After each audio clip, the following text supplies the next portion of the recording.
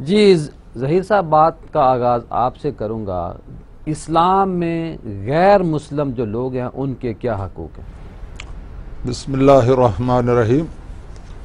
اسلام میں اللہ تعالیٰ نے تمام لوگوں کو اپنے بندے اور آدم علیہ الصلوۃ والسلام کی اولاد قرار دیا ہے، اور جتنے بھی لوگ ہیں سب کے انسان ہونے کے ناطے سے حقوق برابر ہیں، اور بالخصوص اقلیتوں کے جن کی تعداد تھوڑی ہو اور وہ دوسرے مذہب کے ساتھ تعلق رکھتے ہوں، ان کے بارے میں خاص طور پر سرور کائنات صلی اللہ تعالیٰ علیہ وسلم کی ہدایات ہیں۔ جی، آپ کا اسوہ حسنہ ہمارے سامنے ہے۔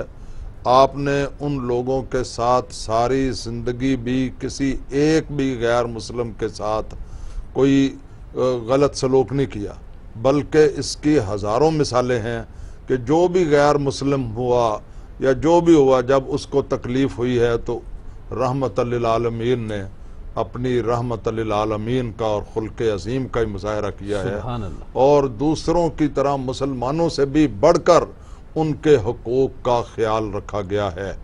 آپ نے غیر مسلم جو لوگ تھے وہ نجران کے عیسائیوں سے بھی معاہدے کیے، خیبر کے یہودیوں سے بھی معاہدے کیے، اور میثاق مدینہ بھی قائم کیا، اور یہ معاہدہ جو ہے وہ رہتی دنیا تک کے لیے ایک مثال ہے کہ جس میں سب کے ساتھ رواداری، مساوات، عدل اور انصاف کے تقاضوں کو پورا کیا گیا۔ اور میں سمجھتا ہوں کہ اسلام جو ہے اس میں کسی بھی اقلیت کے ساتھ، چاہے اس کا مذہب کوئی بھی ہو، جی بالکل، ظلم اور زیادتی کسی طرح بھی جائز نہیں ہے۔ اللہ تعالیٰ نے بھی ان کے حقوق مقرر کیے ہیں، اور سرور کائنات صلی اللہ علیہ وسلم نے ارشاد فرمایا ہے کہ جو شخص کسی